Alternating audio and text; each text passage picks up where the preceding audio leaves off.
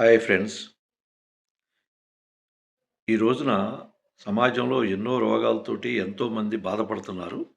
అందుకని చెప్పేసి నా ఛానల్‌లో ఈ రోజు నుంచి వారానికి ఒక 3-4 వీడియోలు ఆరోగ్యం మీద అప్లోడ్ చేద్దామని అనిపించింది.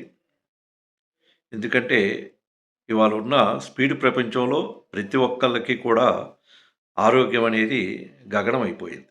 ఆ ఆరోగ్యం మీద నేను చెప్పే వీడియోలన్నీ తెలుగు అక్షర క్రమంలో ఆ నుంచి మొదలు పెడదాం. ఫస్ట్ అకాల భోజనం. అకాల భోజనం అనగానే రోజు ఉదయం 9కి తినే బ్రేక్‌ఫాస్టు, 1 తినే భోజనం, రాత్రి 8కి తినే డిన్నరు వీటి గురించే తెలుసు. ఇవి టయానికి తినాలనే అనుకుంటారు.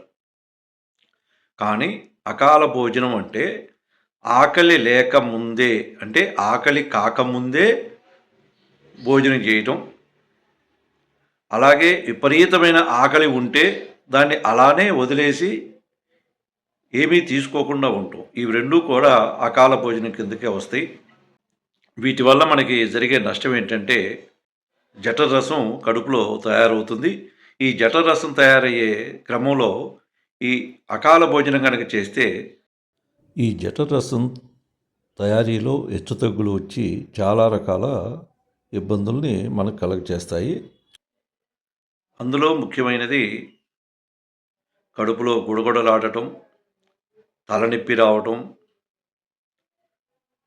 త్రేన్పులు, కడుపులో మంట, యాసిడిటీ ఇలాంటివన్నీ కూడా వచ్చే ప్రమాదం ఉంది కనుక ఉదయం బ్రేక్‌ఫాస్టు తేలికగా తీసుకొని మధ్యాహ్నం భోజనం టయానికి తేలికగా ఆకలి అయ్యేలాగా చూసుకోవాలి.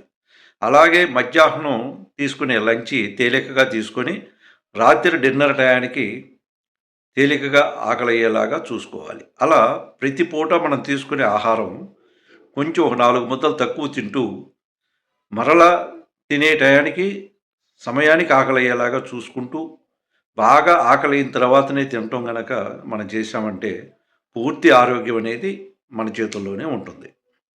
ఇలాగే మరో మంచి టిప్ తోటి రేపు కలుసుకుందాం. ఈ క్రమంలో కొన్ని ఔషధ గుణాలున్న మొక్కలు, దినుసుల గురించి కూడా చెప్పుకుందాం. ఓకేనా? Thank you.